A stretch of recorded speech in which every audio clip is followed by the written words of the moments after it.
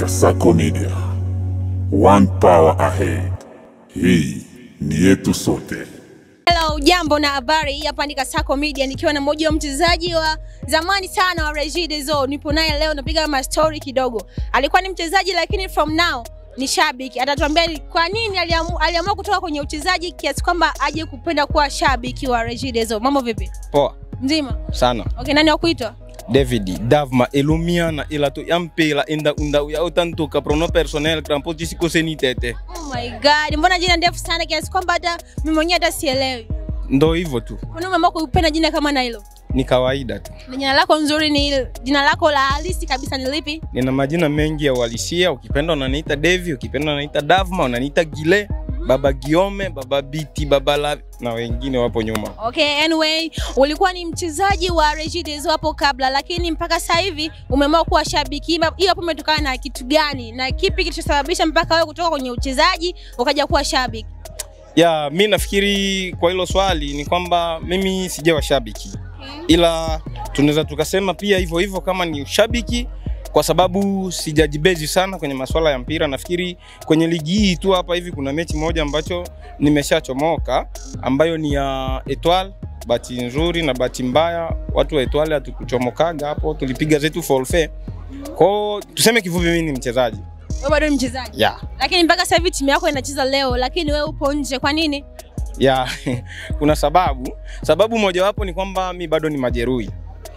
Ina maana kinachonifanya mimi kuwa nje sana kwenye masuala ya spoti ni majeruhi, ndo unanisumbua sana, kunitesa sana. Majeruhi aina gani?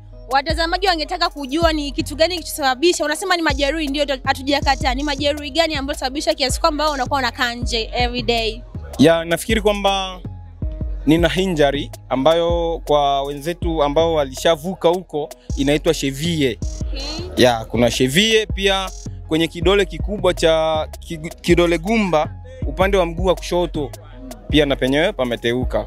Kwa hiyo ndo maana hata kwenye hii ligi au hii mechi sikupata nafasi ya kuchomoka kwa maana bado nauguza jeraha pia. Okay, anaitwa Davma, mchezaji wa Regie des Eaux. Alisema kuwa na majeruhi mengi ndio maana kwenye ligi hii ya kuchomoka. Na vipi wenzako wanacheza, wanajisikiaje?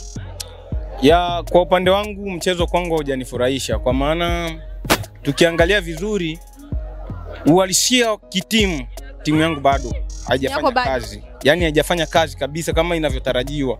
Maana ni kama vile tunaogopa. Tu kama mwanzo wa ligi? Hapana, kwenye hii mechi ni kama vile tunaogopa tu, lakini ukichukulia vizuri ni mechi ya kawaida tu ambao watu tukijituma tutakuja kufanya mambo mazuri.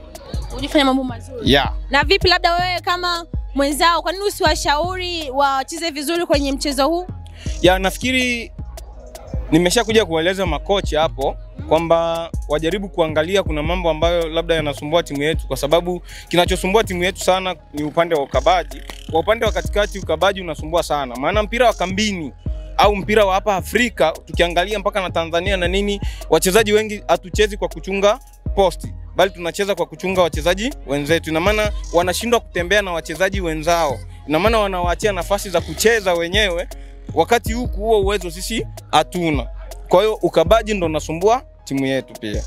Okay, mchezaji mahiri ambaye amekuwa always akikaa nje kwa ligi hii ya Kasako Media Round 4 ametoa maelezo kuwa ukabaji wakati kabisa ni wachezaji wanabebana wao kwa wao, wanashindwa kuangalia upande wao, sio? Ndio. Kwa umekuwa mchezaji kwa muda gani kiasi kwamba vyote vitu unaviona makocha hawavioni?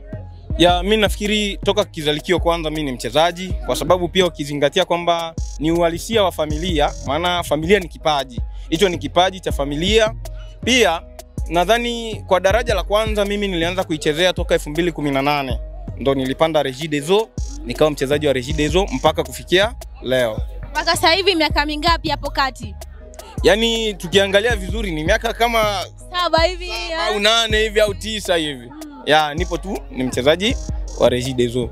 Okay, una neno gani la kuwashauri makocha wenu pia hata kwa timu yako pendwa? Ya, mimi nafikiri kwamba sio kwa makocha tu wa timu ya Regie des Eaux, bali ni kwa makocha zote na wachezaji wenzangu, ni kwamba wakati tunaingia uwanjani kwa ajili ya kupambana na wenzetu, kwanza tunatakiwa tunaangalia falsafa ya kuwa kwamba mechi tunaicheza na wale tunaocheza nao ni wapinzani, sio ndugu yako, sio mtoto wa mama yako. Ina maana hapo kwenye uwanja kabisa sio mwenzako. Hapa sio mwenzako. Ina maana utakiwa, yani hata akiwa ni mdogo wako ambaye mmeachana ziwa, utakiwa kumwangalia usoni kabisa. Yani kama ni serious na iwe serious kweli. Isiwe ni mzaha, maana yeye akipata ushindi atakayechekwa ni wewe, yeye tena atakucheka ni wewe. Unaona? Kwa hiyo unatakiwa utafute sare au kushinda. Kwa sababu kama hatua kama hii hapa ni hatua ya mtoano, kunatakiwa kupatikane mshindi gani? Mmoja tu. Sasa kama mshindi ni mmoja, ina maana inatakiwa ujitume, ufanye kazi kabisa kama inavyotakiwa. Yeah. Okay, na vipi labda kwa timu yako? Una mategemeo ya ushindi kwa siku ya leo? Ya, mimi nadhani kwamba kama wamepokea mashauri mazuri upande wa huko na kama wameamua kujiachia, maana kama ninavyowaona ni kama bado unadhani. Ya, mimi nadhani. Okay, unadhani au yani sikuwepo kule ambapo walikuwa wanashauriwa. Yawezekana ambacho mimi nilikuwa nategemea kwenda kuwaambia sio ambacho wamekuja wanakiambiwa.